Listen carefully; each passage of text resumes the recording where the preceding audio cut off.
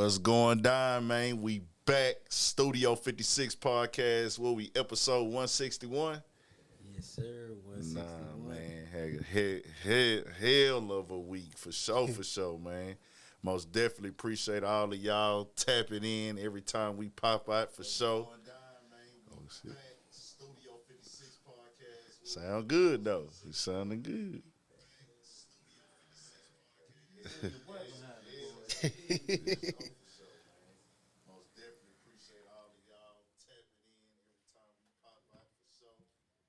Shout out to everybody who in here early. We getting it together real quick. Andrew Peterson, Jess in the building.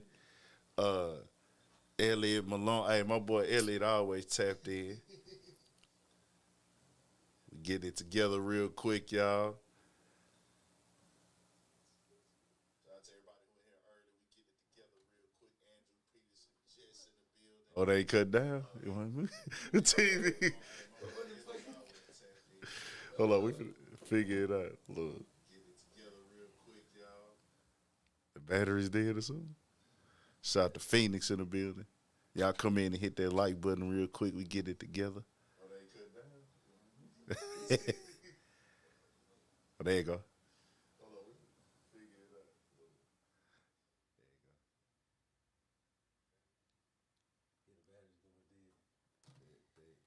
What's good? What's good? The Sensei in the building. Everybody that's here early, man. When y'all come in, hit that like button, turn us up, man. We ain't tripping off the donations, but come with the participation, man. Full participation.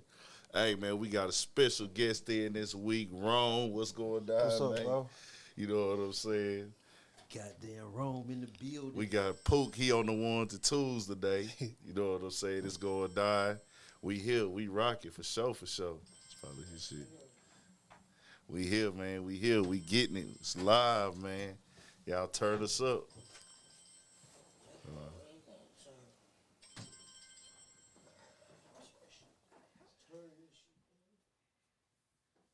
Finna get it.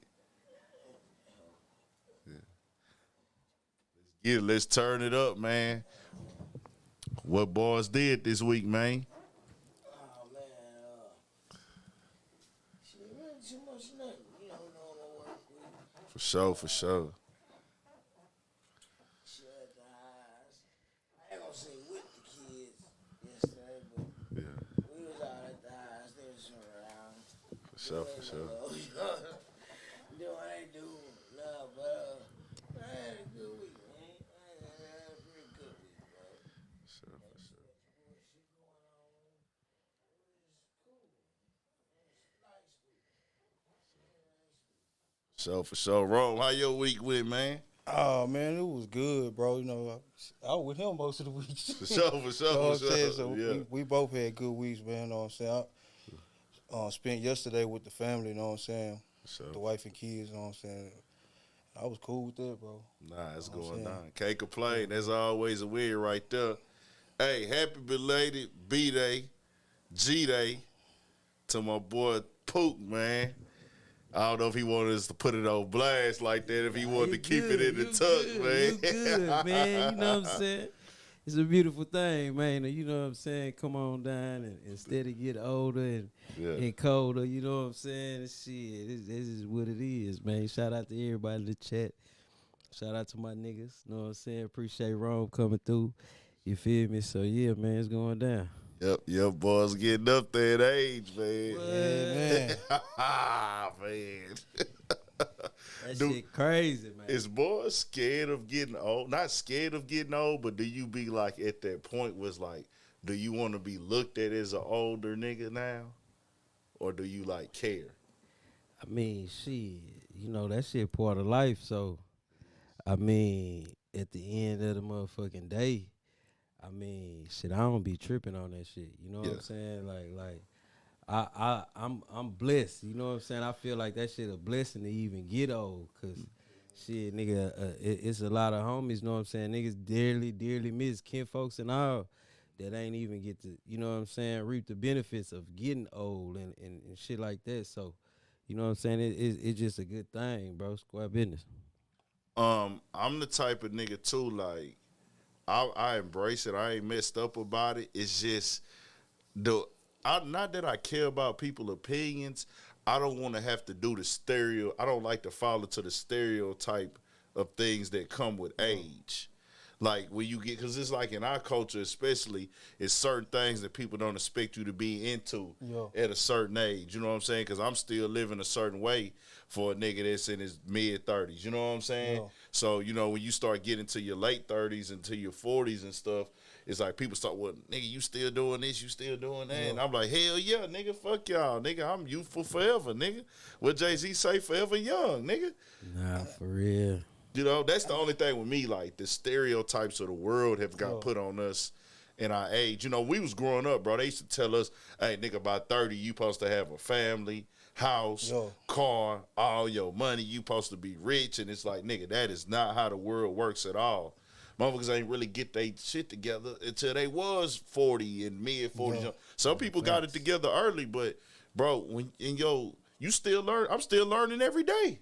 You know what I'm saying? But overall, happy G-Day to my nigga Pook, man. We in here. Y'all turn us up.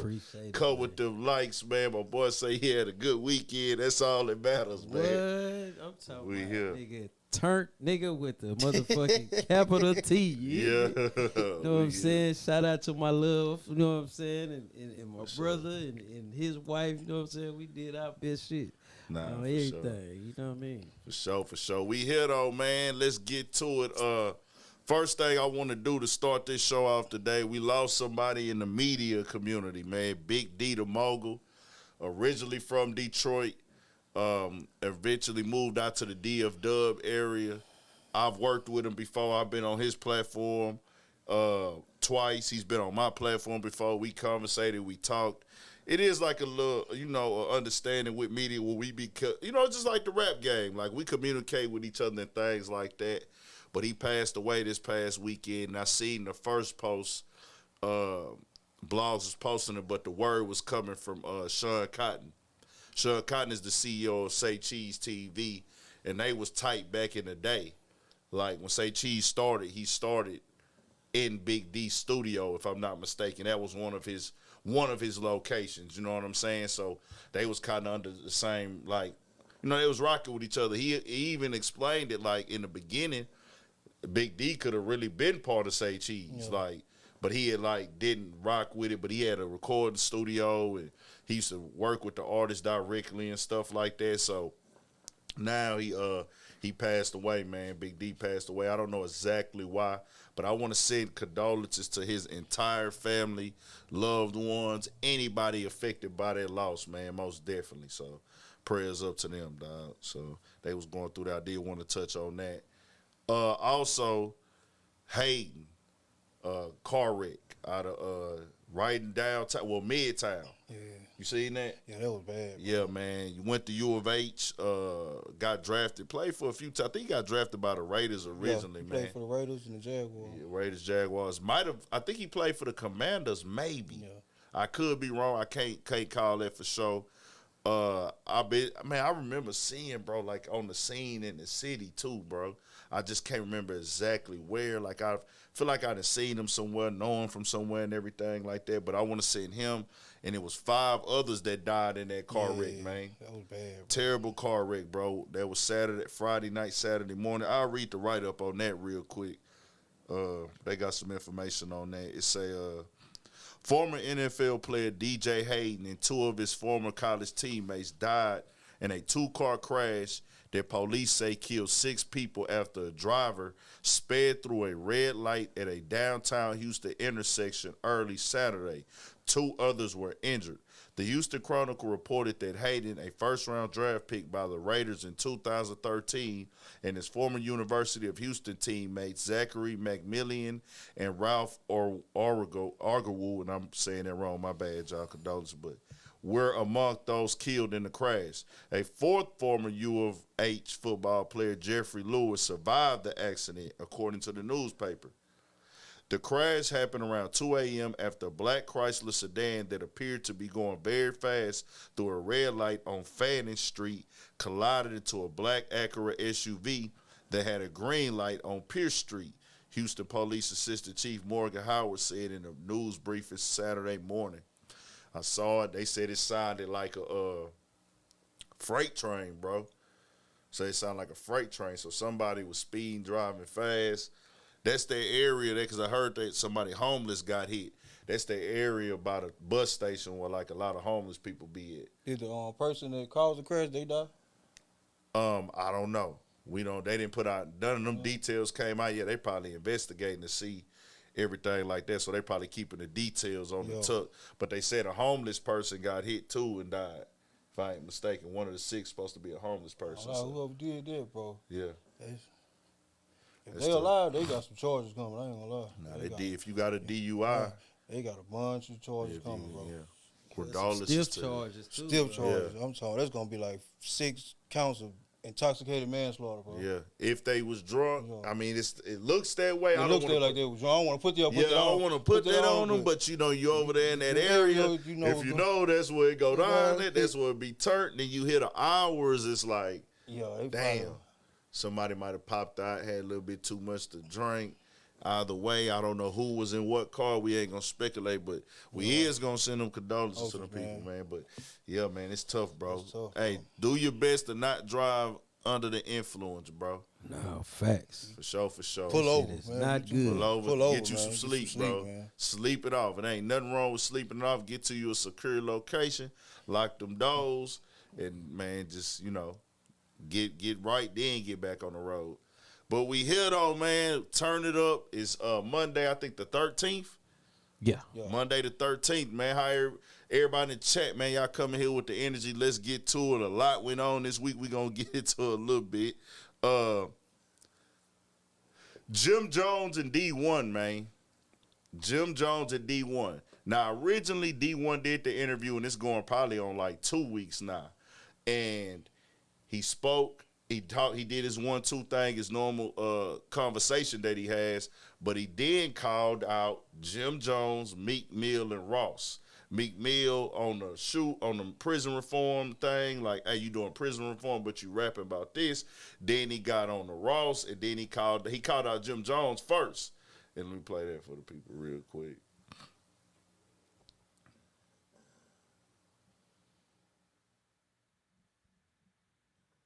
We'll go through a little bit of it. I love you too much. I love you too much to not be honest with you. Rick Ross, you could do better, brother. Meek Mill, you could do better, brother. I love you too much not to be honest with you.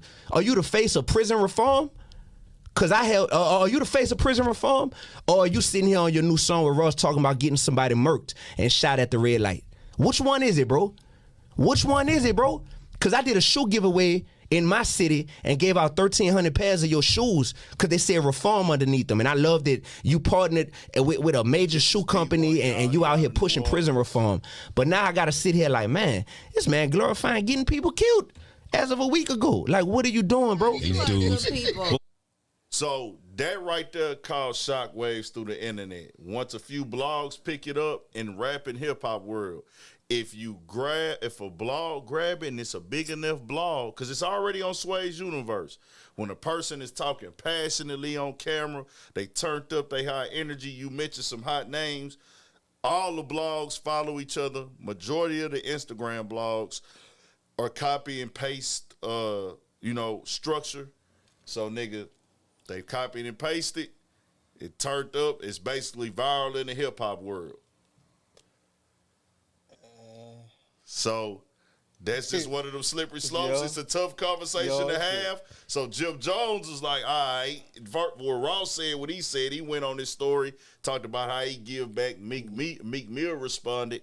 It was on some stuff like, bro, the stuff that I rap about is what got me in position to be able to do prison reform. If I didn't rap like that, then, nigga, I possibly wouldn't even have prison reform is basically what he's saying, to be able to help people.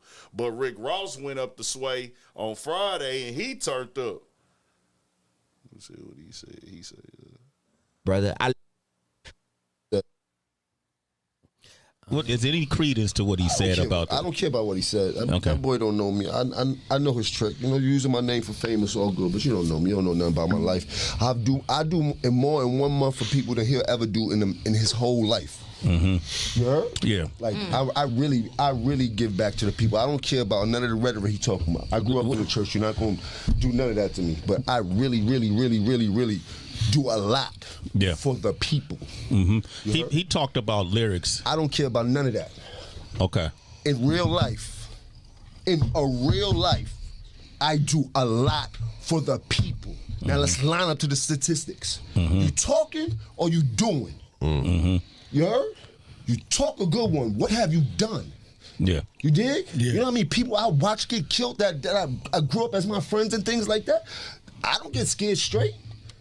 I stand one's long john shirts and Scully hats because we didn't have no money on Christmas. And that was the Christmas gift. You heard? For everybody. Talk about it. Them Christmas gifts then turn even to way bigger things, but that's not what we hear about. I don't like to hear people mention my name, especially when you don't know me. Because that's very touchy. Yeah. You gotta watch whose names you mentioning out here. You heard? Yeah. Because my little cousin might not like how you mention my name. You heard? And then he might want to slap a dread out your head just because he don't understand that you using my name for fame, and he don't understand that. Yeah. There's a certain way to go about certain things when you're using certain people's names. You What's feel the best? I'm not promoting violence. Right. You Right. heard? Say that. I'm just saying that when you do certain things, it's a reaction for every action.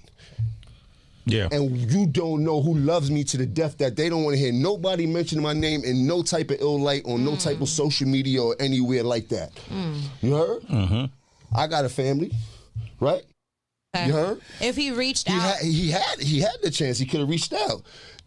That avenue of talking to me is out. That's out. You heard? Like the right way, especially not talking about like people like Rick Ross and Meek Mills and being started to do things for others that can't. Was in Philly and things like that, and on top of that, he came back out on top like any flow because now he's gonna have a chance to go back and forth. Because I don't really care. When you see me, I'm mad I even gave this any flow because now he's gonna have a chance to go back and forth. Because I don't really care. You heard? Okay. But miss me with the bull. Heard? When you see me, keep your hand down. You heard? Where you from? New Orleans? New Orleans. Don't play with me like that. People from New Orleans already called me. You heard? You preacher, get out of here. I'm told too. So What was that, King? You told? Yeah, so yeah, man, I want y'all to get the full gist of it. Jim Jones got passionate about the conversation. It got to a point where Jim Jones was upset, and Sway was in there like, nah, bro, we just getting your side, getting his side. And he did acknowledge, hey, man, Dee-1 does a lot of stuff in the community also. He been doing it for years. Dee-1 is active. Jim Jones is active. Meek Mill been active. Rick Ross been active. But it's just one of them hard conversations, bro. I'm going to say my piece. I think that everybody can be right. More than one person can be right. Because Dee-1 had responded and said that, you know, he's criticizing the lyrics and the content of the music. I mean, can you disagree with what he's saying?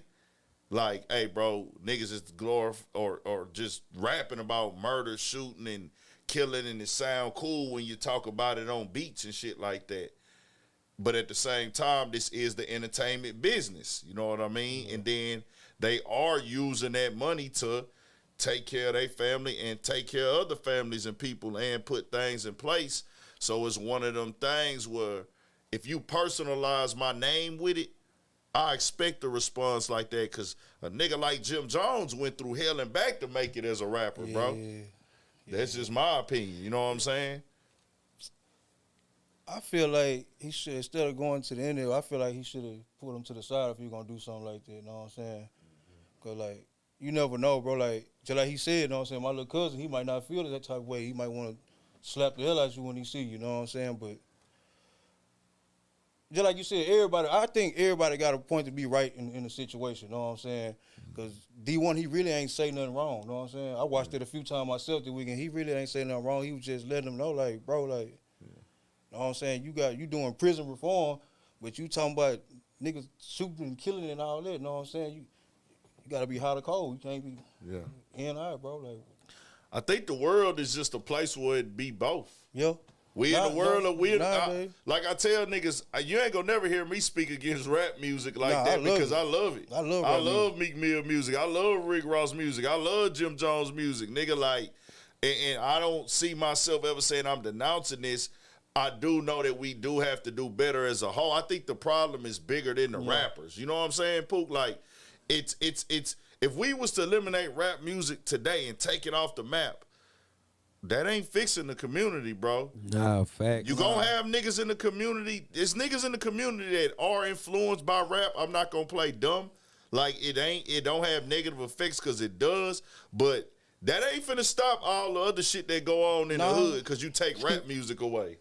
It ain't gonna stop it at all, bro. At all. That's what I'm saying. Only we can stop it. You know Exactly. only we can stop it. You know what I'm saying? You could be playing country music Come on. and somebody get killed.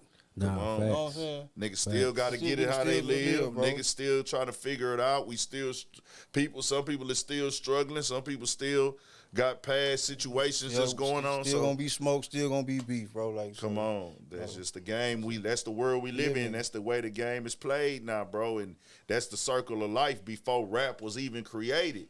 These stories in the rap music is coming from the environment, bro. It's just it looks away and it's easy to point the finger because they the ones making it look cool. They got the swag and the style with it. But nah, man, shout out to all of them. I think it's one of them conversations to have, bro, that get tricky. But you know, I'm supporting, you know, anything that's gonna be for the better of the people, bro. Rick Ross, Meek Mill, D1, keep doing your thing. Jim Jones, keep doing your thing, bro. Yeah, I You like know what I'm D1 too. He nice. saying? Yeah, I like D1. I He like can rap. D1. He be talking. He can rap. I said, yeah, he nice. Yeah, D1 be spitting, man. He be going. You know what I'm saying? Nigga can't deny that shit. But nigga, I ain't gonna lie, it's like for me, just dealing with it. You know what I'm saying? Like making music, recording boys, listening to boys rap. You know what I'm saying? It's kind of like one of them things to where it's an art. You know what I'm saying? This shit is art. This shit is like it's something bigger than what a lot of people take. You know what I'm saying? I think like y'all both said, really, that niggas just really need to sit down and chop it up with each other. You know what I'm saying? Because by default, niggas is emotional. You know what I'm saying? Because we passionate. You know what I'm saying? So it's like, I'm going to put it like this. Not even emotional. Niggas just passionate in what they believe in. And it comes off as emotional. You know what I'm saying? And that part of the game kind of, it's like, it's a good thing, but then it caused a lot of confusion. And we witnessing that right now. You know what I mean? And like I say, when you speak people's name, I think that's just the thing, bro. It's like you singling me out, nigga. I'm the nigga you chose today, and it's like you got a viral moment off of it. So it looked like you attacking me, nigga. Even if you is coming with a message, you spoke my name out the bunch. So it's like, nigga, I got to defend this because, nigga, this is how I feed my family. As bad as it sounds, you know what I'm saying? But who am I to say anything? Because I jam all the music, nigga. Like, it just is what it is. He could have said, like, us rappers, you know what I'm saying, for us comedians, us rappers. You know, you singled out 3 people. I ain't gonna lie, if he would have singled me out, I would have I would have pulled up on, bro. I ain't gonna do no internet with you. I'm gonna pull up on you, bro. No, Like, facts. bro, if whatever I'm doing that you don't like, we can talk about this, bro. Like, you don't gotta take it to the internet. Yeah, straight up. That's how it be, though. But they'll work it out, man. Everything can get good. Hopefully, Jim Jones and him can just get on the call behind the scenes. Jim Jones will cool down and everything. Man, you know, it's crazy. I hollered at Jim Jones in person, man, and he a cool nigga, bro. Like, me meeting Jim Jones in person, nigga grew up on that Dipset shit already. Nigga was jamming that shit. And you know what I'm saying? In high school, that was like the wave, nigga. Young teenagers on that Dipset shit, bro. That was the wave, bro. They created something that a lot of the youngsters, it was a bunch of Dipset cliques. Nah, you know facts. It was a bunch of them niggas when we was in school and shit. Bro. Square business, I ain't gonna lie. At Westfield, bro. At Westfield, nigga, they had the niggas making Mesquite shirts, nigga. Like, you know, I used this Mesquite shit for like 80. Right. They was selling their own little versions of them with the paint all over them. And then niggas was do-ragged with the hats on and the throwback jerseys. Harlem, when Cameron pulled up with the Harlem Globetrotter jersey, everybody needed that bitch. But, nah, shout out to motherfucking, you know, everybody, man, on that. Let's get to what we had next, man. Let's get over here to Drewski and Birdman, man. Ooh, goddamn, Drewski and Birdman broke the internet. Is anybody mad about it? I see some people, they mad about the skit, bro. Like they like, oh, this is clout chasing. I'm like, bro, they just having fun. Can we just look in the entertainment side for a second? Bro, I was laughing, bro. He was like, Yeah. go. Nah, facts. I was laughing, bro. It was funny when they first kicked it off on the live. Yo, it's funny, bro. Like It was funny then on the live, bro. You know what I'm saying? It was funny on the live. It was like, hey, nigga, seeing him and then, you know, when he hit him with the Oh Miss Gladys, nigga, I'm like, okay, this shit entertaining as hell. Then when he did when they dropped Drake album, Drewski was acting like Drake stole one of his songs, the Standing on Business. And he played his, then he threw his drink and shit like that, like, stole my shit. Then Birdman went in the comments like, hey, you playing with some gangsters, Five, like, da-da-da-da. Then he was in Baton Rouge, and he had security with him, Drewski. And Drewski was like, yeah, tell Birdman when I'm in Louisiana, I got real security, nigga. And that nigga was in the Birdman, got up in the comments, so to see this pop up Saturday morning, and it's like they picked the right day. No, facts. They picked the right fucking day, just a dry ass. For Houston, it was the right day. It was like a wet ass, dry ass, cold Saturday morning. Was it cold Saturday? Kind of, sort of. Yeah, it was kind of cold. Yeah, kind of, sort of. Saturday. Mostly rainy. Sunday, it wasn't cold. Right. Yeah, yesterday it wasn't cold. Saturday it was cold. So they picked a dry ass, just cold, wet day to drop it for Houston. So everybody saw it. Then when Birdman popped out with the chain first, and then TMZ put the videos out, you know what I'm saying? So that turned it up even more. I think the TMZ thing really got people hella confused. You know what I'm saying? Just keeping it funky. Like I think they made it to where Is like it real? niggas is like, hold on, is this shit for real? Real? You know what I mean? But now that shit is hilarious though, bro. I'm most definitely playing into it on YouTube. I ain't gonna lie. That shit funny. People eating it up. People still wondering. People still like, man, hold on, bro. Birdman crashing out, nigga. Birdman, you too old for this shit, nigga. Like, bro, get the fuck out of here. Then if you look at Birdman caption with the chain, caught slipping in studio, Rich Gang. Like, he typed it up, bro. Like, caught slipping. They ain't say, like, caught that nigga slipping. Or, you know, when a nigga really do some shit like that, they verbiage gonna be different. He was like, caught slipping in the studio, Rich Gang. Like, bro, it's like. Nah, that shit hilarious. Birdman, hell, the way that nigga was walking through the way Birdman was walking through the hallway with them niggas, dog. Like, that shit was fucking. Just think though, if that was a real situation for real, yeah. like niggas would never knew like that. Like, Hell we wouldn't see no shit like that. Cause at the end of the day, nigga, that shit robbery, nigga. I don't give a fuck who you is. You on camera, nigga. That robbery. They ain't let that shit come out. What? Hell nah, nigga. Oh God. Then Drewski popped back, talking about he needed back in blood. Yo, They get back a motherfucker. He told y'all need that chain back in blood, nigga. They get back a motherfucker. He on the video on his tour bus listening to the YTV Fat. Then Bud B hopped in that whole today. Bud B say, man, I try to told you, Drewski, get at me, man. I'll get your chain back for you. I'm going to get it back for you. Like, bro. That shit is funny as fuck. These niggas tripped out. They kept this shit going. But that was the most viral thing of the weekend. But moving on, Young Thug lyrics gonna be used in court, man. Yeah, man. That situation right there, man. It's like it's so much weird shit with the lyrics. It's not the first time a rapper has been, you know what I mean, like taunted in the courtroom with their lyrics. You know what I'm saying? Like we finna use this to book your ass. You know what I mean? Yeah. But with this situation right here, man, and how they kind of trying to line up the shit, this shit kind of different. You know what I'm saying? This shit kind of remind me of that Boosie situation in a way. Mm-hmm. You know what I'm saying? Because you actually got like serious crimes. It ain't like a nigga just robbed a nigga or a nigga beat up a nigga. You got people who actually died, and you got lyrics that you know what I'm saying, allegedly is lining up with this shit. So this shit is just getting crazy, man. I ain't gonna lie to you, bro. So when me seeing it and watching it inside the courtroom in real time, at first I was on some stuff like, hey, bro, they using these lyrics But it's like, okay, woo-de-woo, okay, what do you expect? I mean, this is what I expect from the laws. But now I'm kind of like, nah, bro, because it's like they reading that off and it's like, you got no chance. And it's like so many rappers rap like that. Mm-hmm. And I do believe in innocence until proven guilty in the court of law. I just want to say that for anything when we speaking on stuff like this. But hearing the lyrics read, it's like, do y'all have the evidence? Mm-hmm. They claim they got some evidence, but I haven't seen any of it. I'm like, if y'all gonna convict these niggas of doing all these things, you can't just use no lyrics to come with it. You know what I'm saying? And there was a thing a while back where Meek and Jay was and other people in the game was working on not getting lyrics used, and it was supposed to be.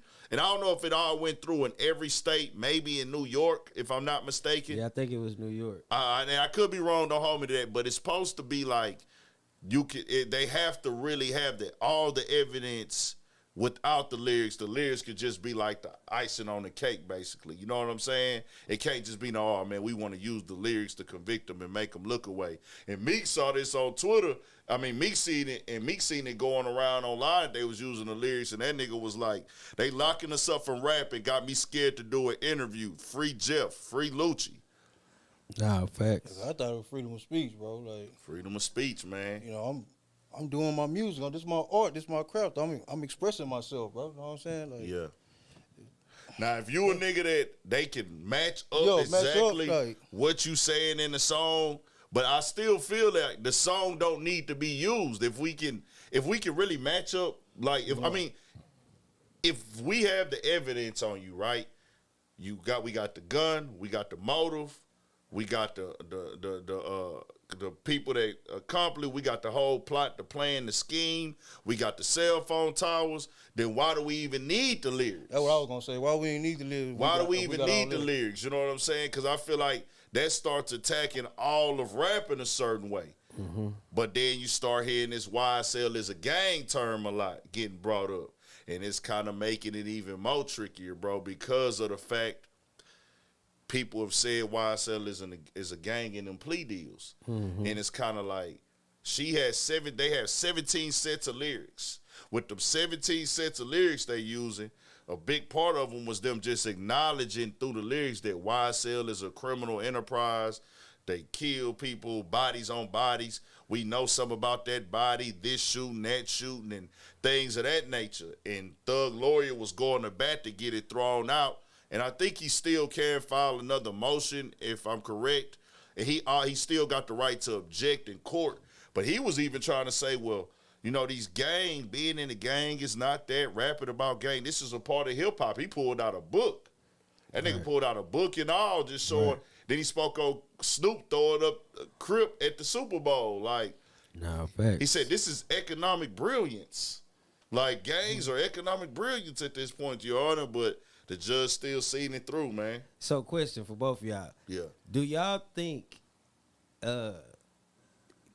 because the judge, he African American or whatever, or black or whatever niggas is identifying themselves as these days. Yeah. Do y'all think he's gonna be harder on Thug because he feel like you are kind of like a representation of the community that we both come from, like as far as being black, you know what I'm saying? Or do you think he just doing what he doing being a judge? Man, I got to keep it a band, and a lot of people might not agree. For me, I think he just playing it down the middle because he just spazzed on everybody. He ain't showed no slack. No, he didn't went off on the prosecutors. He didn't went off on the lawyers. He didn't went off on people's families in the courtroom. He just spazzed on the prosecutors and DA because they ain't showed all the evidence. And he's like, hey, you better have it right. Da-da-da. He was just like going crazy in that bitch. I'm like, damn, this nigga here ain't sparing nobody. And then I want to say, bro, in this case, he don't have a say-so on a lot of the stuff. It's based on the jury. Because when the other two dudes had turned down their plea deals that one time, he told them, hey, man, if you don't take this plea deal, if you go to trial and lose, you're going to have to do this door-to-door. I got no say-so. It's the law. on what type of time you get amongst these charges you have.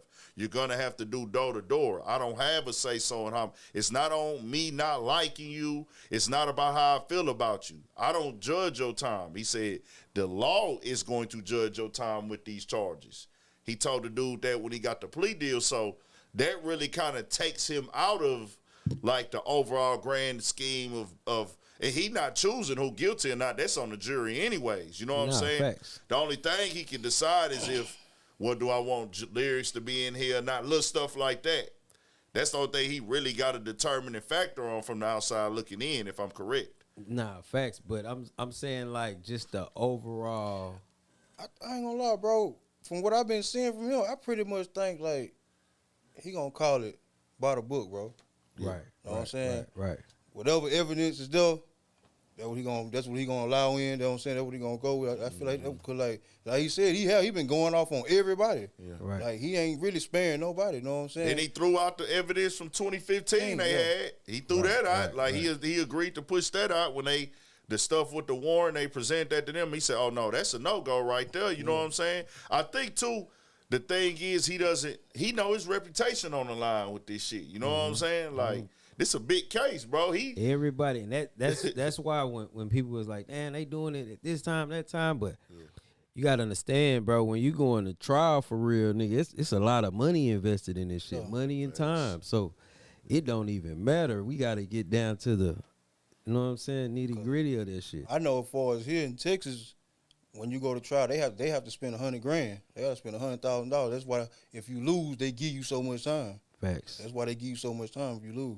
Damn. They got to spend a bunch of money in Texas to take you to trial, bro. That's new news to me. Nah, facts. I never knew that. They spend a They buku spend a amount bunch of money to take you to trial, bro. Straight up. If you lose, that's why they book you like that, bro.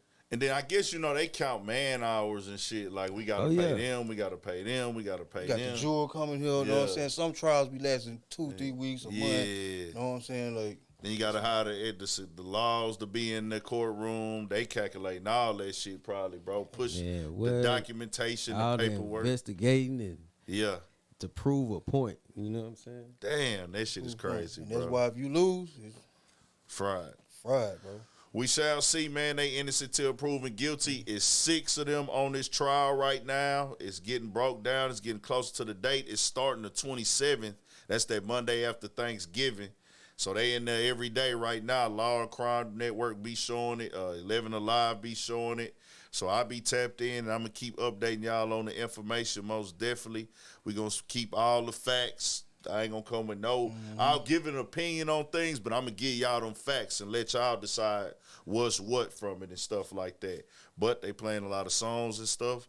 It sound bad when you playing them, when you read them lyrics without the music. It just sound very terrible. Man, what? That shit sound like the most worst shit ever. Nah, facts. That's their job, to make you look like the worst person ever. That's their job, to try to make you like the worst person ever. Right. Facts. Look like we went dark for a second. I don't know. Oh, that's TV or that was. Nah, that's that re-click. Okay.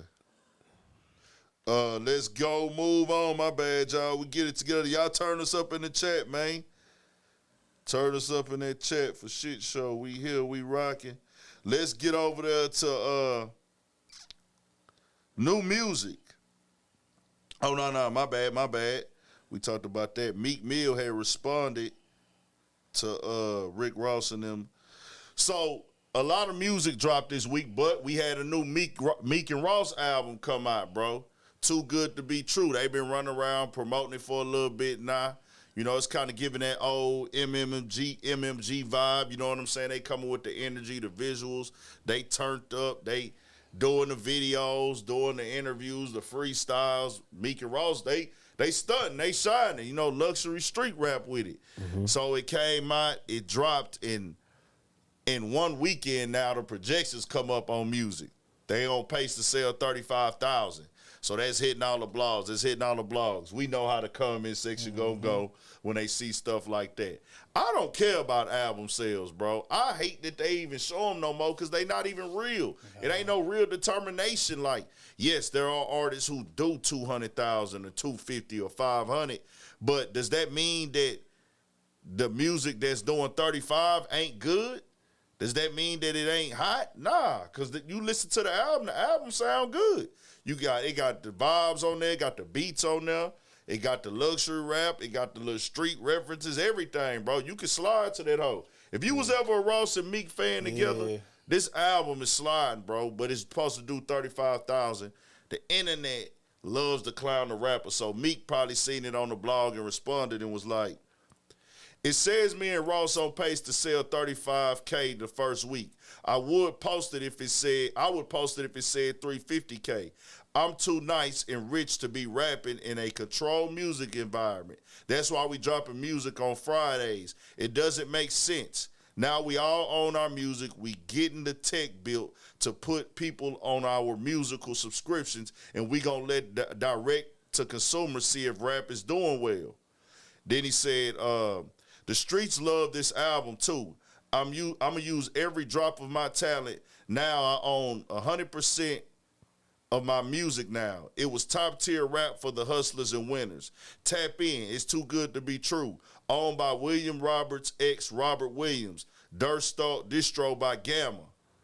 So he's saying like, hey, we not on no major with this project. This is us going.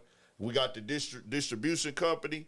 We ain't going through the labels. We ain't got the ads. We ain't got all that. They did get a good level of promo, though. You know what I'm saying? It ain't the bottom level. They got to pop out to some platforms. They did interviews with Complex. You know, any media platform going to want to have, if Ross and Meek want to come through on your shit, you're going to be like, nigga, come on, hell yeah. You know what I'm saying? They shouldn't have to pay for none of that. So I just be like, you know, it's certain things you do got to still put in that the mainstream platforms, the mainstream labels got, that you're not going to get when you going directly to a distro company. But I don't know, bro. How do y'all feel about album sales right now in the rap game? Shit. I ain't gonna lie. I don't know if you seen that thing about Spotify. Did you see that? Nah, I didn't see it. Okay, so Spotify is basically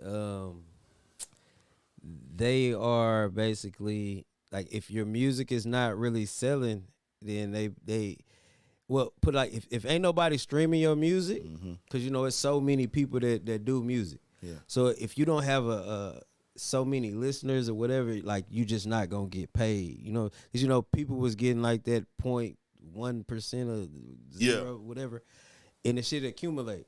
So it's like they not doing that shit no more. So I'm thinking like maybe. So you got to hit a certain threshold to even make $1. Right. Yeah. But that's just Spotify. Okay. Because Spotify is basically all streaming. They not like a iTunes. Yeah. Where them niggas selling phones. Nah, they just selling more shit. Yeah. Than just a streaming service. So it kind of balances out. Yeah.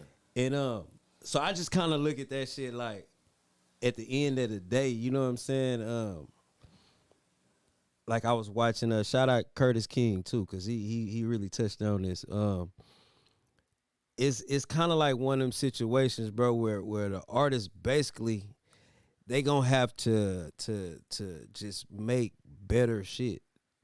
They gonna have to if they want to keep on reaping benefits from this streaming shit. You know what I'm saying? For real. Not all the number tricks and all that shit. I'm talking about actually having motherfuckers who shopping with them, who fucking with them, just like how they taking theirs and doing it somewhere else. It's like, I think Lil Russell really started this wave of like, hey, we can do this and we can do that. You know what I'm saying?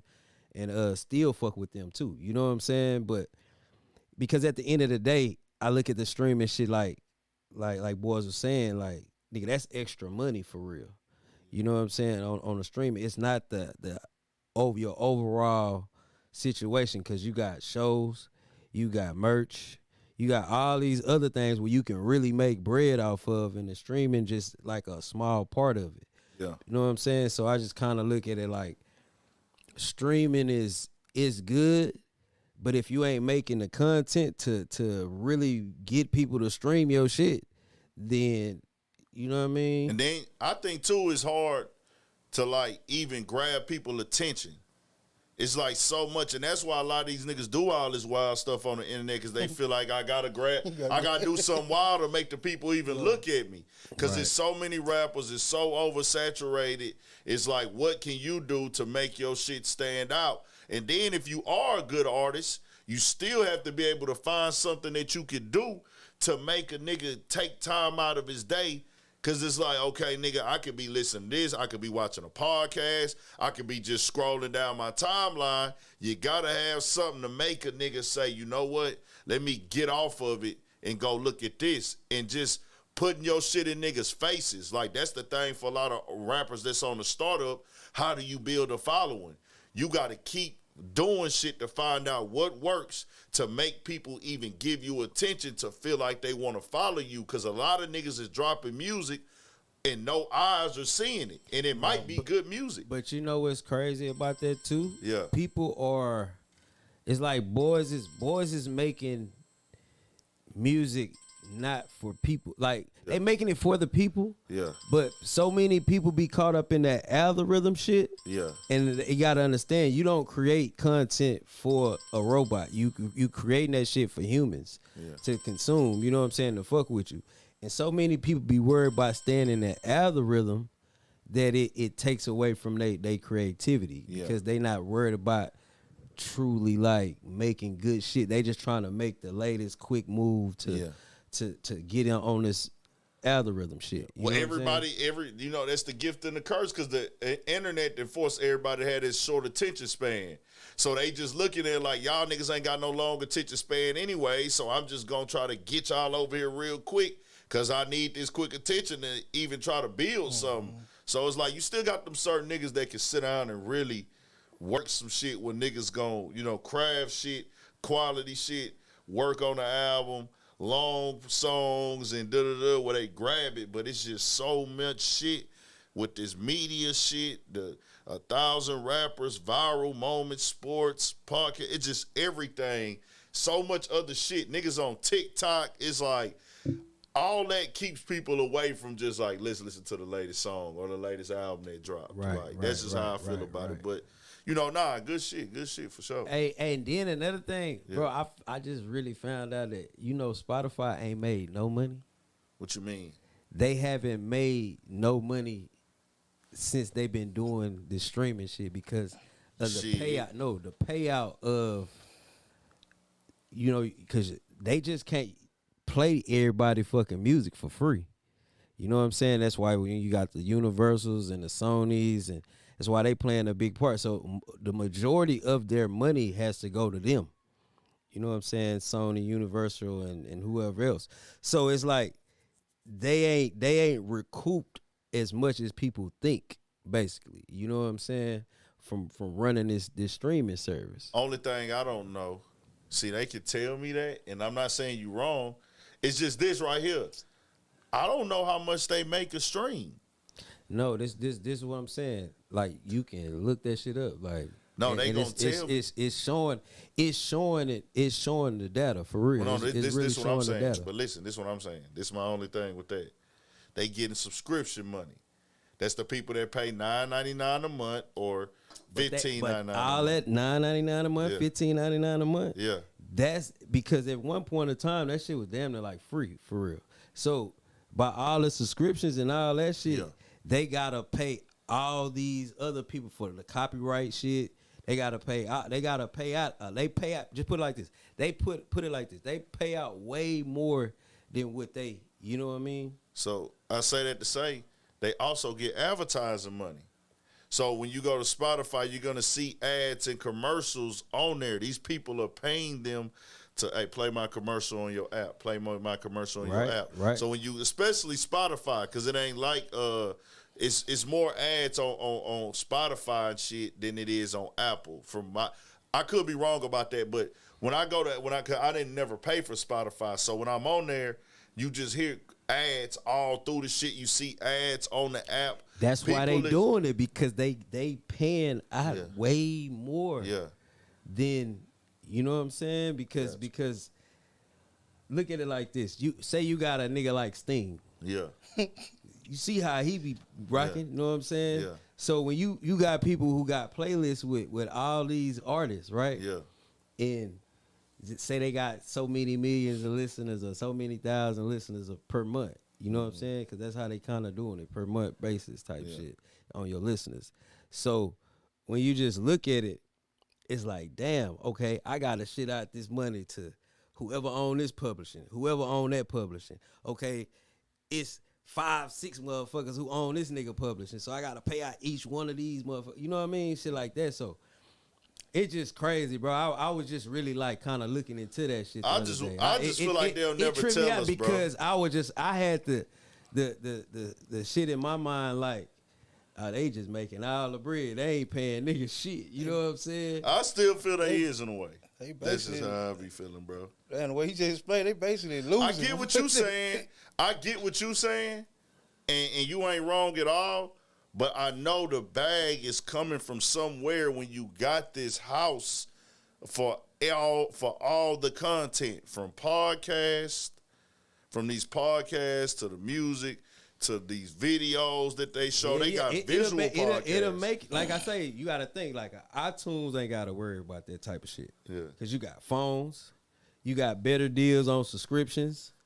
They got fucking Apple TV, nigga. Apple they got Music. Apple Watches, nigga. They got all type of shit. They getting more of a bag than just trying to focus on just straight streaming music. Yeah. You know what I mean? But you know, Spotify's the oldest streaming app. Exactly. If I'm not mistaken, I could be wrong. Well, put I it could like be this: wrong. you had like the Napsters, you had all type. Well, of legal one. Right. But I mean, shit. At the end of the day, it's like even with like the Amazon and shit, you gotta think Amazon, nigga, selling nigga shit all day. You know what I'm saying? That so they can invest their money over there, and they can let that shit accumulate and niggas really bring in the bread. You know what I'm saying? But when you running a straight all around music thing and music really ain't doing too hot, then you got everybody trying to put their shit on there, and it's just like, it's crazy, bro. Like I'm gonna send you that shit. You gonna watch that shit? You gonna be like, what the fuck? No We'll shit. see. And you know, a lot of Send people. me that shit. I'm gonna show you that. And a lot of people say streaming killed music, bro. A lot of people say streaming killed music. Streaming kill music, Yeah. and the loudness wars kill music. Yeah. I just found this shit out.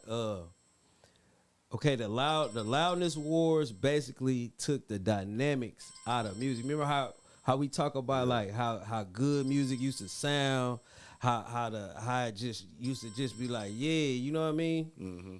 But now it's like, okay, we gonna make our shit this loud. Okay, we gonna make our shit this loud. We gonna make it became like this little war on some competition shit. Yeah. And that killed the quality of the music.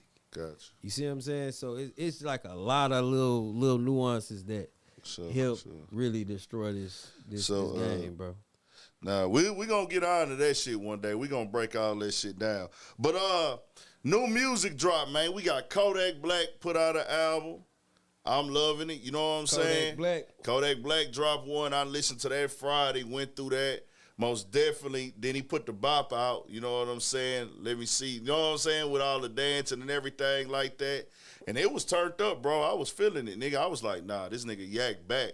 He really came out just doing what he do, bro, out of nowhere. I wasn't expecting the Kodak Black project. Nah, facts. Premiered it with the Jesus Walks promo in the background and shit. I'm like, okay, Yak back on his shit, so he going crazy. Y'all got to check out the Yak. Then Young Boy dropped. Yeah, Young Boy dropped. always dropping. And you had already played that Young Boy for me too. That hoe was jamming, bro. That hoe was sliding. It was cool. I'm gonna get on there tonight, man. Hey, I ain't gonna lie. He doing this shit. You be thinking that Kodak really ain't. I mean, not Young Boy, because he kind of don't be in the mix a lot, and rappers don't really be like in our faces as much as they used to, as far as like interviews and on the internet posting pictures and stuff. And it's like this format. They set up these formats and trends, bro, where don't be on Instagram that much. Don't post no photos. Don't interact with your fans. When you get to a certain level, stay out the motherfucking way. You know what I'm saying? But Young Boy, that nigga shit jamming, bro. The shit that we would listen to up here and shit. Nah, facts. That new video with the scarecrow shit and all that. Hey, and that's the thing about him. He for somebody who basically is planted at the crib, you know what I'm saying? He be coming up real creative on the video side. Nah, facts. Big facts. Big facts. He be going, he find a way to make it look like he outside in the world doing whatever the hell he want. every single time, bro. That nigga stay dropping shit. Also, I did want to shout out man, Hit Boy and his pops, bro. I don't know if they came across your timeline. Nah. His pops had did a long bid out there in Cali. If I am mistaken, his pops was a rapper before. And his pops came home and, he brought him right into the music. These niggas shooting videos together and everything, rapping. So, that's hard. And, Hit Boy, I think he got nominated for 2 Grammys this go round. So, nigga, and his pops came home and, nigga, you come home, your son, a multi-platinum recording producer, and he rap, and he getting you on the song. That's a lit-ass feeling, bro. Nah, facts. And his daddy cool, like he really already cool enough to really like a pops that can be a rapper, though. You know what I'm saying? Right. But he still look like the part because he done been gone. And he preserved. Yeah, he preserved, got the dreads. So, shout out to Hit Boy and his pops. They did their thing. Cardo and Larry June dropped a project. Come on, I be out there, Larry June. Yeah, he was just out here this weekend. Facts. Twan put me on that Larry June. I put Twan on the Larry June. That hard, man. Hey, Larry June, the truth. Nah, facts. Facts, man. Mr. Organic himself, man. That hard, man. Come on. I was gonna pull up to the pop-up Saturday. They had a pop-up out here like an install. Then they end up they went to camp and shit, and I was like, bro, this rain. By the time I knew what was going down, it was late. I said, fuck that, I'm chilling. Also, T Grizzly dropped something. I saw he had dropped something too. He went on the radar shit, wrecked that hoe. T Grizzly always can rap, dog. Nah, really, all them Detroit niggas be rapping. I fuck with that Detroit. Yeah, Detroit be spitting. All of them. Yeah, my brother sent me some new Skiller Baby. That nigga was going crazy, dog. Skiller Baby be spitting like a motherfucker, dog. He came like through and through a Sada Baby and shit. Yo. I fuck with Skiller Baby. That nigga hard, bro. All them Detroit niggas I like Baby Money. Baby Money hard. Baby Money go hard, bro. Baby Money hard, bro. I say Baby Money hard. Baby Money hard, bro. Man, I fucked with, bro. It's so crazy that, like, I think when that was 2018 I tapped in with Baby Money. Yeah, I interviewed Baby Money in 2018, like August. Them niggas was out here for a concert, bro. I interviewed that nigga, dog. Then he came out here like that next year, like early in the year, I interviewed that nigga again. And then I went to Detroit and interviewed that nigga. I was out there fucking around in 2020. I got 3 Baby Money interviews. That shit crazy, bro. Like, to see a nigga that's like, damn, this nigga really got up in there. That shit crazy. Oh, Shout out to all them Detroit niggas. They be going dumb. Detroit, man. Who else dropped this weekend, y'all? This week before we move on, Lloyd Banks did a $100 album. Did not hear that. I ain't gonna lie to y'all. Did y'all check that out? I ain't listened to it. Yeah. You know what I'm saying? But salute to Lloyd Banks, bro. Banks always been a cold lyricist. Lyricist, he always, I can't take that away from him. You know what I'm saying? The last things I heard with him on that, he ran them hoes. You know what I'm saying? And that's up to date shit. Not no old shit like. Yeah. But I haven't had the chance to check out the $100 situation. I seen a lot of people was, nigga Nip, man, you copping out for Nipsey, yeah, man, it ain't even nothing like that. I'm just like, bro, y'all tweaking. Let Lloyd Banks get his paper, bro. Nip wouldn't trip off that trend, I don't think, bro. Not even a trend, just, hey, Lloyd, get your shit, bro. Like, they want to do, he did it. It's Nip type of nigga, I did that shit to inspire others to do it. You know what I'm saying? But if you going to put out $100 project, just make sure that bitch quality. Make sure you put your all into that motherfucker. That's how I feel about it. Nah, facts. But Yachty, that led to Yachty going on a tangent. He went into an interview with Who you say Lil Yachty did what? A tangent. He went and called out the rap game right now. Who he did this interview with? It was a Rolling Stone. So Lil Yachty went viral on the internet because it's Yachty. We know how he came in the game with a lot of criticism. Right. People calling him a mumble rapper. A lot of older artists like this nigga's responsible for killing hip hop. He one of them niggas, you know, because when he came SoundCloud era, that shit was getting real heavy. They was going in on them niggas, giving them hell. Joe Budden, the most viral nigga for going in on Yachty. But Yachty has went to Rolling Stone and said that he feels that hip hop is in a horrible place right now. He say, during this conversation at Rolling Stone's Musicians event in Brooklyn, New York, Lil Boat wasted no time telling the audience how he felt about the current landscape of hip-hop. According to Yachty, rappers are afraid to take risks these days. Hip-hop is in a terrible place, Yachty said. The state of hip-hop right now is a lot of imitation. It's a lot of quick, low-quality music being put out. He continued, it's a lot of less risk-taking. It's a lot of less originality. People are too safe now. Everyone is so safe. I'd rather take the risk than take that L. So people responded to Yachty. I thought I had that on here. Hold on. What they were saying to this nigga. I need that. And what bro said? He said he'd rather take the risk than what? Then take the L. Like he ain't scared to take the risk. Hold on, I'm finna get Yachty to respond. Y'all turn up the chat, man. Turn us up in the chat. Bro, turn us up. I thought I had it together. A lot of people give they critique bro crazy. You know what I'm saying? But I ain't gonna lie, I don't like the Detroit type beats. He be running them hoes. Yeah. I ain't gonna lie, that little nigga be running them hoes. Like he actually can rap. You know what I'm saying? I mean, it probably ain't no shit that a person would tap into because of his past music for real and the past imagery of him. But shit, he be running them type of beats. I ain't gonna bullshit. Yeah, nah, he do his thing on them Detroit beats, but the nigga had responded to somebody because it went viral online, so everybody talking about like who this nigga talking about, Lil Yachty, who is you? And one person said, you just signed 4 female visas and you imitate Earl when he raps over Alchemist beats. And then he said, I signed one girl and I don't imitate Earl. You niggas just be talking, bro. You niggas who hide behind pop culture pictures just be saying anything for likes and retweets. People act like the world is going to shit when a nigga gives an opinion. So then he put somebody else post their music and he said, and this shit suck, nigga. Like, bruh, you never gonna make it.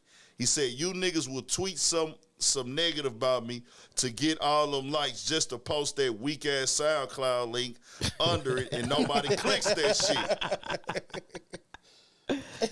God damn, but niggas do be doing that shit. Nah. Yeah. So would you say Yachty evolved from where he came from? You say on the Detroit BTB in his bag. Yeah, because from the first time I ever heard that nigga. Yeah. To what he doing right now, yeah, he definitely evolved. He evolved from that old shit. Bro. So I feel like Yachty grew, but I'm gonna tell you, him making that comment is gonna have some niggas like, oh really? Because when you young, you know, niggas can't tell you nothing. That generation was so big on old heads and y'all are hating on the new generation, when niggas would say, nah, nigga, y'all need to learn about the craft. Y'all, when Joe Budden veins was popping out his neck and shit, like, nigga on Complex, Joe was like, nigga, that nigga was like, growled at the nigga. That nigga was like, dude, chill. Like, bro, chill. Like, Joe Budden was turning up on him because he's like, nigga, you don't care about the craft, Then Yachty had a point where he was like downplaying Biggie and shit like that. Right. So I feel like, yeah, bro, you got better, but now that shoe on the other foot where you feeling like the quality down. So niggas is like, hold on, nigga. Oh, yeah. Who is you, nigga? Like, nigga, you hating on everybody now. And then they say, it's a revolving door though. It always been one. You know what I'm saying? It's always been that. Always been one. You know what I'm saying? Because the motherfuckers before them, they had the same shit. Oh, nigga, that ain't rap. Yeah. Everything just repeats itself, feel me? bro. That's all it do. That's all it do, bro. Everything repeats itself. Because, you know, like shit, like we was talking about earlier, man, it's a blessing to get older. You know what I'm saying? Because the older you get, the colder you get. You know what I'm saying? It ain't for everybody. And I had to realize that, bro, because, like, I remember, like, not to get off sub, but I remember, like, when I one of the youngsters first called me school, like, hey, say school, you, what? Nigga, my name wrong. Ain't no school. Nigga. Oh, you know what I'm saying? I had to realize, like, man, you know what, bro? You getting older. It ain't just the grade. You getting older than mine. Cause like stuff that I did 20 years ago, I would be like, man, fuck no, I'm not doing that. Stupid ass shit. Hell no. On me. Nah, bro, you gotta know the game. This how they gonna do you and treat you, bro. Yeah. And then shit, me Niggas be calling me, what's up, OG? I don't like that. I don't like that, bro. I don't like the OG shit. Do not call me OG, bro. It be weird, bro, when a nigga say that shit. I ain't gonna lie, it be really weird. Cause niggas like, nah, nigga, OG, nigga, I ain't nobody goddamn OG, never been close to OG, nigga, like.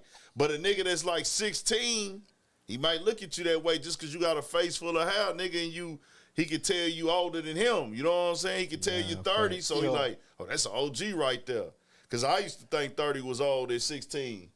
Yeah, yo. That ain't old at all. Man, you blessed to make it though, bro. Like, Facts. Well, 100%. think about so many of these young boys, man. They either throwing their life away to their grave, man, or they getting locked the fuck up for 30 years. Yo. Or they just in a bad position. Bad position, bro. Other way around. That shit is wild. But man, that shit crazy. But nah, Yachty, bro, I just say this a part of the game, bro. It's like a pecking order in this shit. It's a generational thing, bro. So that nigga got the gist of it. He did go rock with a lot of Detroit artists. I think he did a whole project dedicated to like Detroit and everything, had all the Detroit artists on the album. Mm-hmm. So he had to know he was gonna get some backlash for that shit. But let's move on. We got another thing that popped off. Benzino, man. Jesus, this was crazy. We just got this whole thing together too, man. Let's get to it. So Benzino felt the way over the weekend. His daughter, Coi Leray, did an interview with Angie Martinez, and it's like one of them deep throat therapy type interviews where they sitting in the cool room. Shout out Angie Martinez, bro. I always liked her interviews, even just her whole role in the hip-hop culture growing up. I always liked Angie Martinez, dog. But she did an interview with Coi Leray, and we know that they relationship always be appearing shaky on the internet, Coi Leray and Benzino. You know what I'm saying? Right. So they got to the point of talking about him. And she was talking about the whole family in general, but of course they stuff came up, and she had this to say.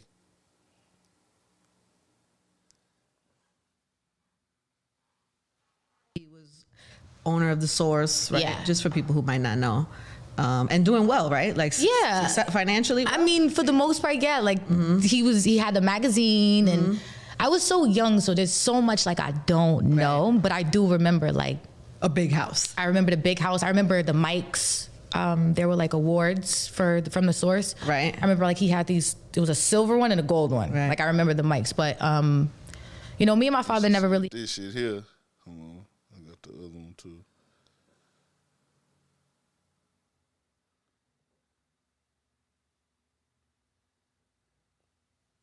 My bad. First.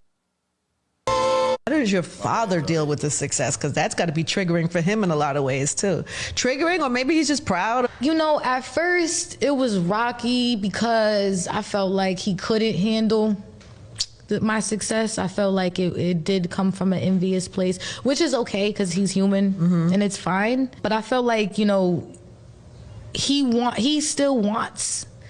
Like, he's one of those people that feels like, yo, like, I still have a story to tell. You know, I still feel like something, I have to say something. Like, no. He's like, I have to say something. Like, he's one of those people like, let me at him. So that right there, what she had to say sent that nigga Benzino through it, nigga. He turned up, came to Instagram, typed out a whole paragraph. That nigga say, this has to be the most ridiculous shit I've ever heard in my entire life on this earth. How the F can I be envious towards someone I raised, nurtured, provided for, influenced, and loved very dearly? This industry and the internet have completely messed up the minds of this young generation. I'm tired of her pushing a false narrative about who I am and what I've done as a father in my 40 years in hip-hop. I've never ever seen artists dog their parents out. That's what Coi does, and it's embarrassing and sad. And one last thing, Angie Martinez knows she doesn't like me, so she's just being manipulative and messy. They want me to crash out, but I've worked on myself so hard that I ain't going backwards for anything. But what I won't do is allow anyone to slander my name and push a false narrative on my reputation and who I am. I've shed too many blood, sweat, and tears, survived street wars and indictments. No more. And then he said this right here. G. Martinez doesn't like me. I don't like her either. You don't do no video with my daughter half naked. I never knew that Coy felt this way about me. It hurts. It hurts bad. You know, y'all are just seeing the surface of it on the internet, but in real life, it ain't cool.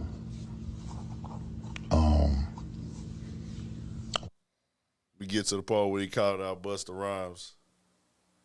You the only person that can hear it, so we can't really hear it.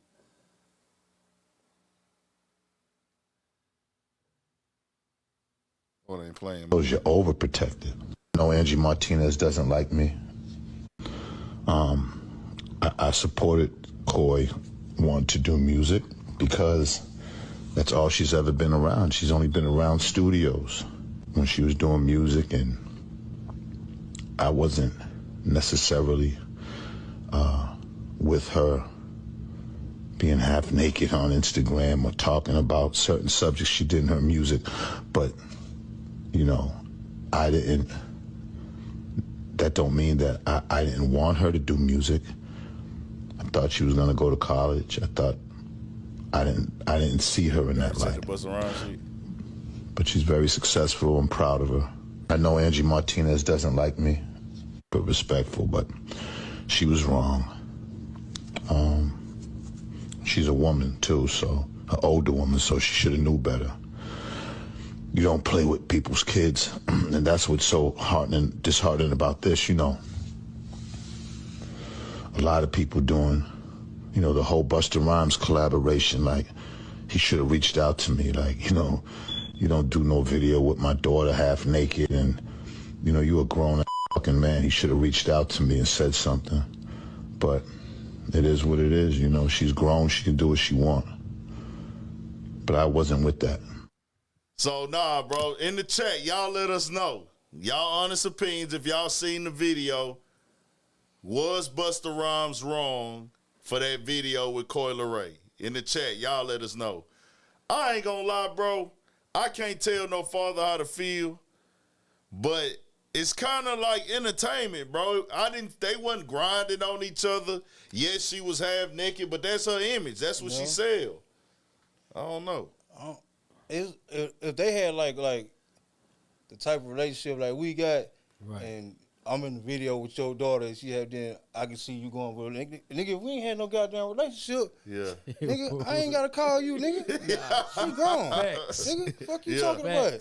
It depends on how close the relationship was. You goddamn right. Yeah. It depends. Remember, I told you before we even started. Man, if that was one of my homies with my daughter, nigga, I'm gonna have a problem with that. I'm gonna have a problem with my baby. With. Like if we really like you, my nigga, like, bro, what the fuck is you doing, fam?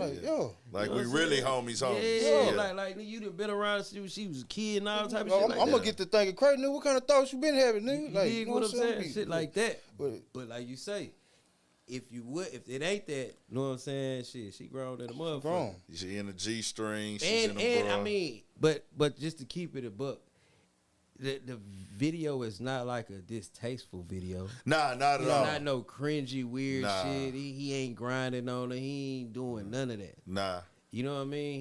He just keeping it what they do, entertaining. Yeah. And then with they family issues, I wasn't there to speak to that. But, you know, man, just having the parents and family business spilling out online and then going viral on the internet because the blogs is going to grab it up, repost it, resharing, and things like that. And then niggas like me is going to talk about it. You know what I'm saying? And to a certain extent, some shit I leave off, like I ain't going to get into that. But I'm really be pushing for people to really just communicate before getting to the internet, bro. Because I feel like once you put it on the internet, if there is a wound, you just throwing salt in that motherfucker, dog. Yeah, facts. I feel like heal them wounds up offline because the people on the internet, and I said the same thing about other people going through things with their family, the people in the comment section don't really care about you, bro. Like, They not going home with you at night. They not staying up with you at night. They can't even feel your pain because it ain't their pain to feel. You want them to feel the same pain as you, so you invite them to everything you got going on. But you just gotta know, bro, they never gonna feel your pain. They got their pain from their situation. They ain't close enough to be involved in your personal business, bro. And that's one thing I'm big on, like, dog, if it's some real personal shit, let me keep that off the internet because I know it ain't gonna get solved on this motherfucker.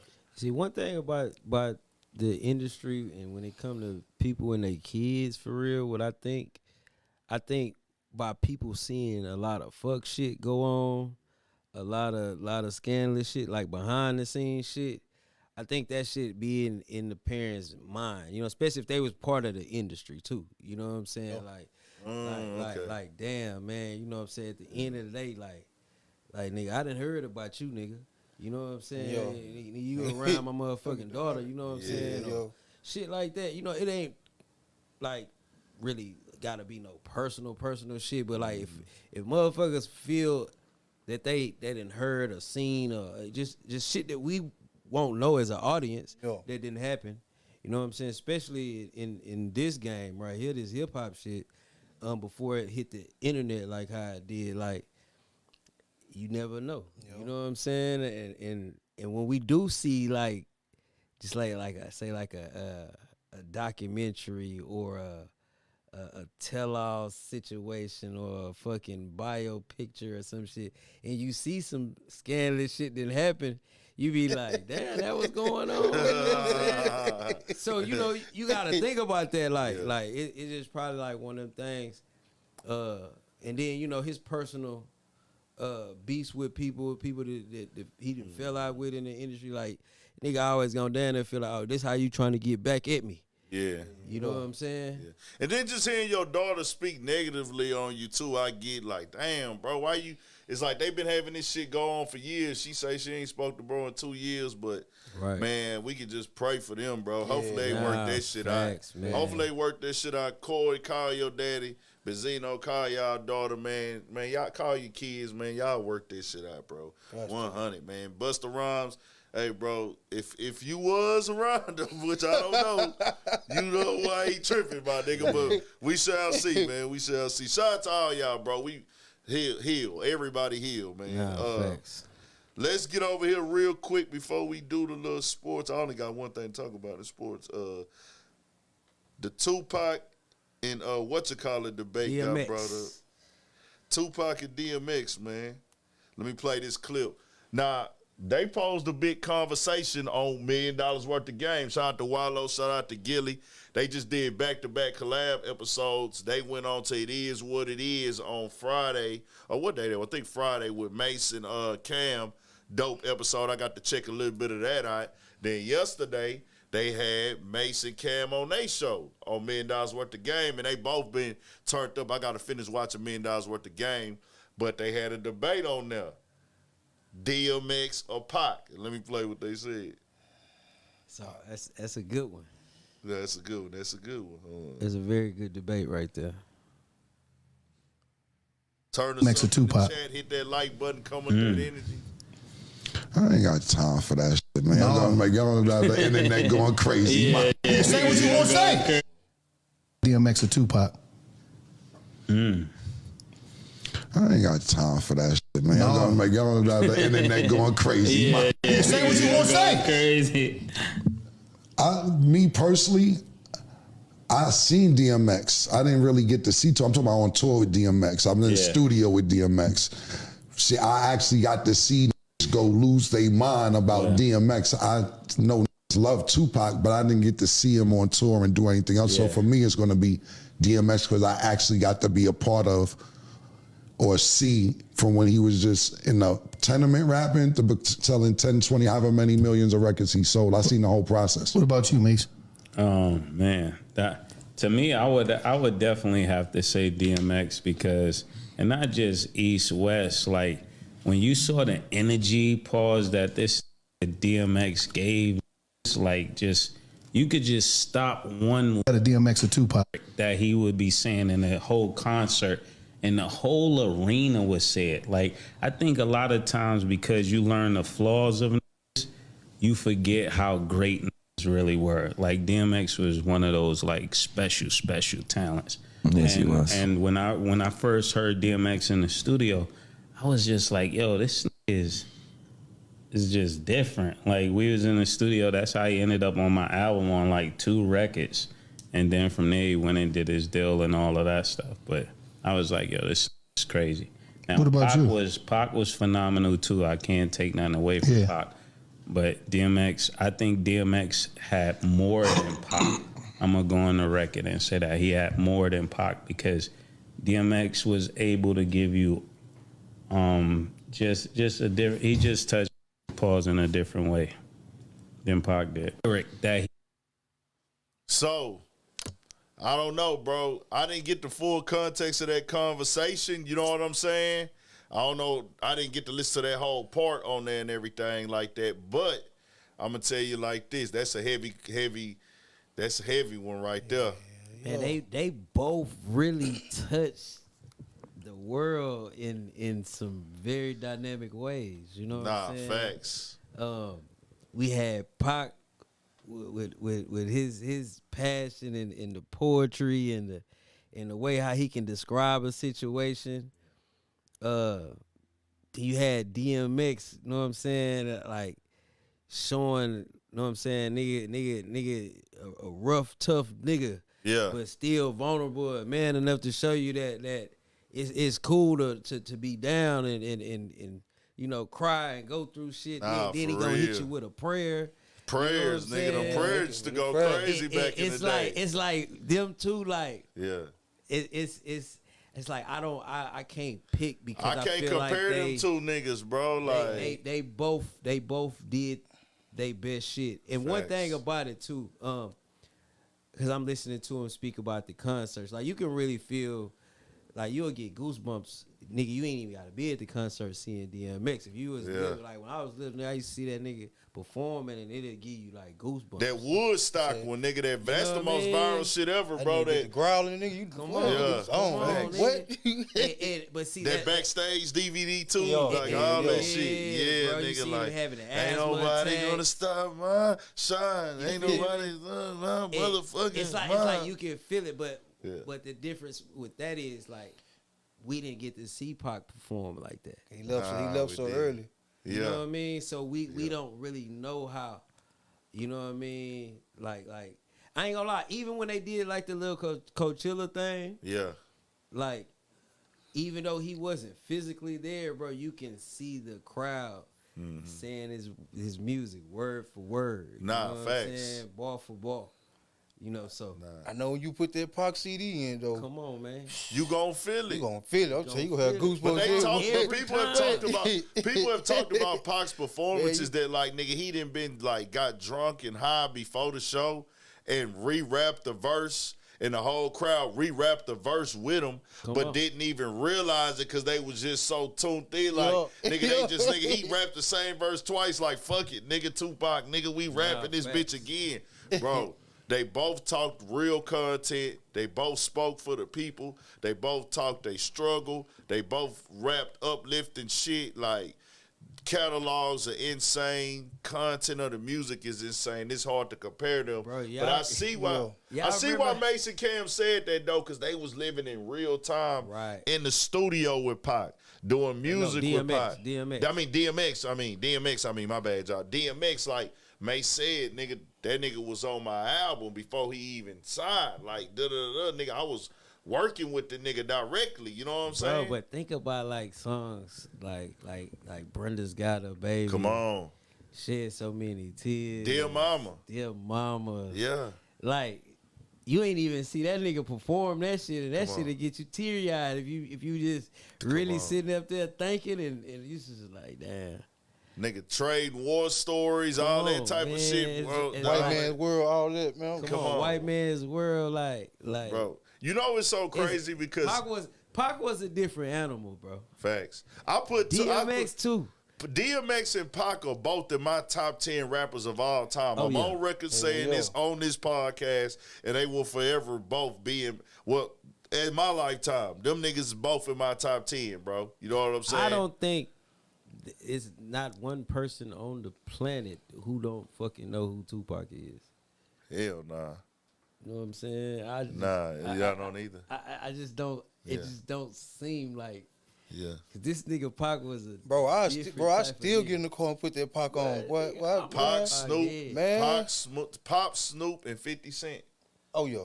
Them three niggas there, bro. Oh, yeah. Gotta be Pac, Snoop, 50 Cent.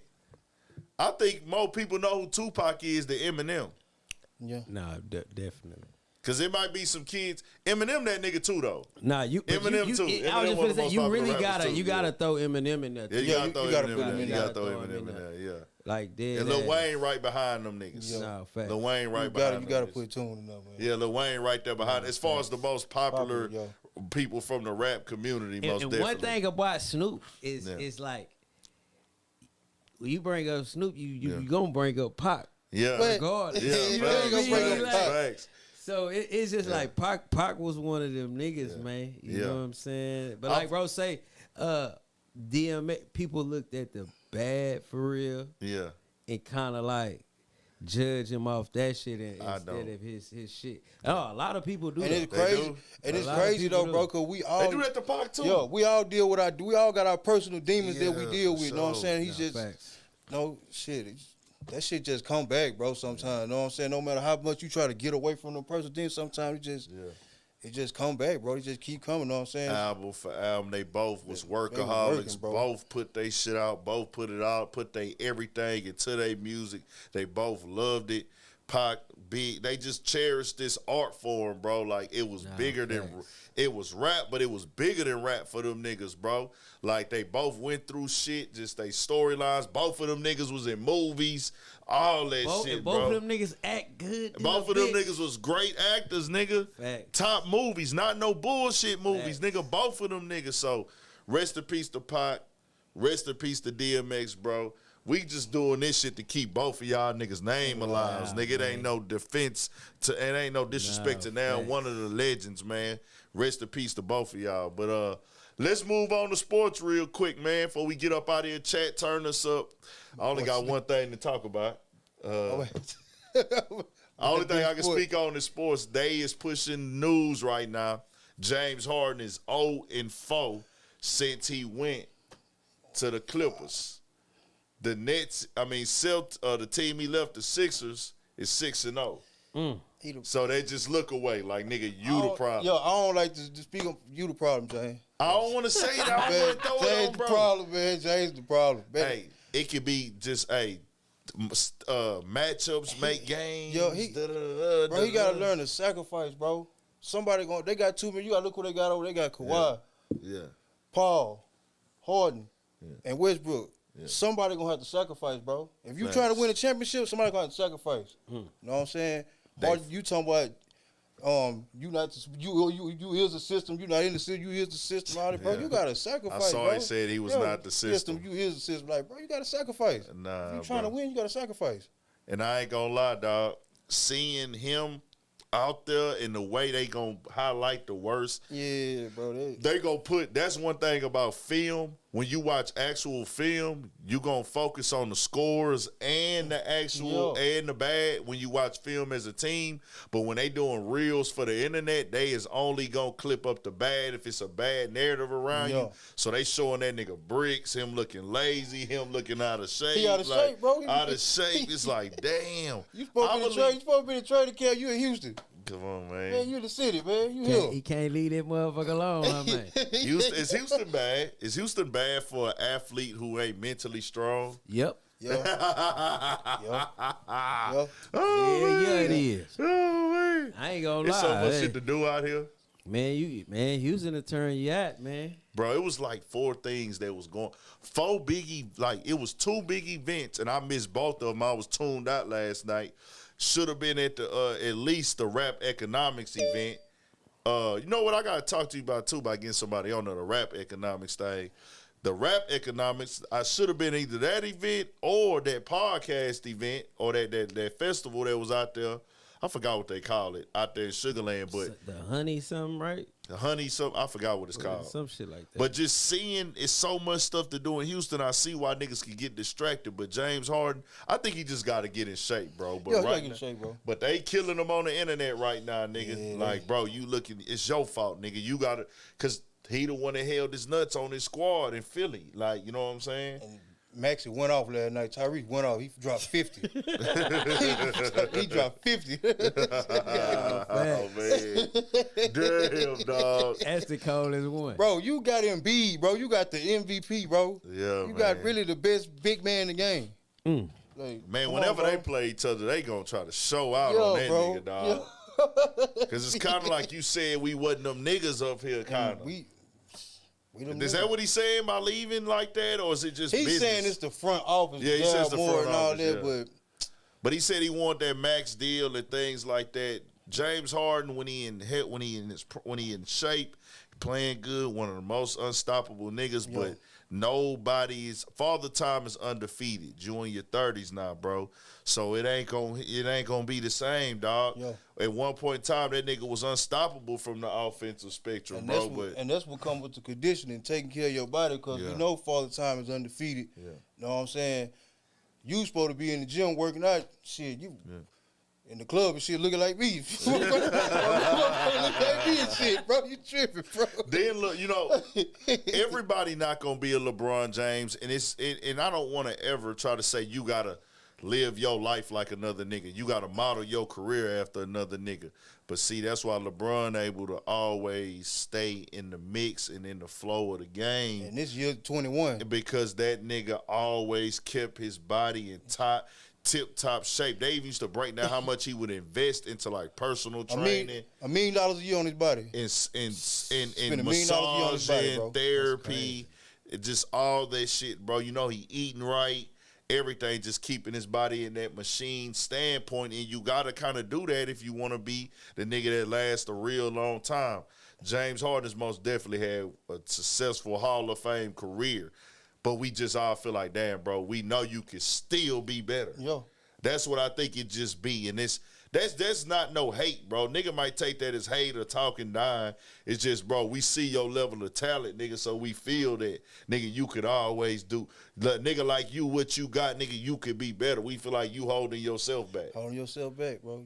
But James Harden, that nigga, though, bro, he still got that sack. The Adidas sack is heavy. The NBA sack is heavy. What he got for Adidas, about 200 million? Something like that. Something that was like early, that. nigga. Like, he came to the Rockets he got and got 200 a million for the people, got bro. a bad motherfucker early on for them Rockets, and then just earned it. He earned it on the court, bro. But it's like the other side. That's what make you that superstar, that championship nigga. Other shit gotta come with it. But we'll see what happens. James Harden gonna bounce back, bro. That's just a major conversation on the internet right now. It's just the beginning. He gonna of the get in season. shape. They gonna get their You know what I'm saying? chemistry. Once they get their chemistry going, they gonna. Shout out Paul George. Shout out everybody on the team, man. Shout out to Texans, man. Them boys Texas playing ball. Texas. Hey. CJ Stroud balling, man. Yeah. Hey, bro, CJ I Stroud didn't balling, even know. man. You know, I don't watch sports. Yeah, right? yeah. So I passed by my T-John highs, you know what I'm saying? Shout out to nigga Darren. He was over there. Yeah. He watching. He into this shit. You know what I'm saying? Turned He up. there clapping and getting frustrated when them niggas start coming back and shit and all type of shit, going through the motions. Yeah. But this is my first time ever seeing the quarterback. CJ Stroud. He was telling me about him, how clutch that boy really is and shit. And I was just like, damn, this shit is all right. They all right right now. Congrats, man. Shout out CJ Stroud, man. You doing your stuff. Shout out to the Texans, man. D'Amico Ryan's got him D'Amico balling, Ryan bro. doing this stuff, man. He got him balling. For sure. Crazy. I'm ready. I ain't gonna lie. I want the uniform change. Yeah, I ain't gonna lie, bro. ASAP. I'm tired of them. I was over them bitches when they came out, Yeah, nigga. bro. That shit, we got too much flavor in H-time for them uniforms, bro. Man. Not that it matters for the performance on the field, but, we need something different, bro. That shit ugly. It's just basic, bro. Lie. It's just one of them things, and then, you know, like, I just can't stand when I see a tattoo of that shit. You know what I'm saying? Yeah. Nigga get a tattoo of a goddamn bull or whatever the fuck that was supposed to be. That shit is just the ugliest shit. Yeah, it just seemed like we could have got some more flavor by now, bro. We could have got some more flavor. Then whatchamacallit got the oil scheme copywritten or something. I don't know how you could copyright colors, bro. Cause they try to say, U of H wore them colors like a couple weeks ago, and Tennessee said something about that. No shit. Y'all tripping. This where it come from. Like y'all tripping. They said something about that, bro. Nigga, they blocked the Texans tried to do a uniform for a game, I guess, with the blue and red, and they denied it, saying it was copywritten or something like that. They said it was copywritten, but I'm like, I mean, damn. I can see that. You know what I'm saying? Yeah. How you gonna copyright colors? I mean, because certain, like, you can add a little drop of something to keep. Yeah. To, you know what I'm saying, to have a specific color, right? Yeah. And then if you patent that bitch, it's your color. It's your color. Yeah. You know what I'm saying? It's like the Jay-Z blue, the Nipsey blue, all that type of shit. You know what I'm saying? And all them bitches got codes. Like, when you look up colors, each color got a code. You know what I'm saying? So, no shit. Yeah, that shit is wild, though, that you say they wouldn't let them boys do that thing like that, man. For sure. But nah, man, shit, that's it for this week, man. We appreciate y'all tapping in. Is there anything else, quick hits in the chat before we get up out of here? We rocking with y'all real quick in the chat. Hit that like button, hit that subscribe. Make sure y'all go to that Studio 56 podcast channel, man. Appreciate Ron for showing up on us, man. One time, dog, for shit show. City, baby. Shout out to my boy Twan, you know what I'm saying? Damn me. Pook. Shout out to Young Dolph. Yep. Rollo came home. That did happen this week also. But shout out to Rollo, man. Shout out to Rollo. Shout out to Young Dolph wife. I seen her speaking online and stuff like that. I ain't even get to see it, bro. Go watch it. What she said? Yeah, she's saying some real shit. And that's that, that's that family side, bro. Like, you know what I'm saying? When you, like, you going home and you being that man of the highs and your wife, she know the man of the highs, bro. Like, you just felt the way she was talking about him. It was like, damn, that's that. That's what they missing. Everybody else missing, like a rapper, entertainer. But this was like the nigga of the highs over there, bro. This is the man of the crib, the provider. Right. Nigga that rock with the kids. His son be at the games with Dee-1. Right. It's hard, bro. His son be at the games with Dee-1 and shit. So that's love right there. Keep him involved in that shit. That's love for sure. No, facts. I know Key Glock be at them games too. Key Glock be at the games fucking around, so that's dope. What else we had go on? Oh, Gilly versus Jamal Crawford, man. Huh?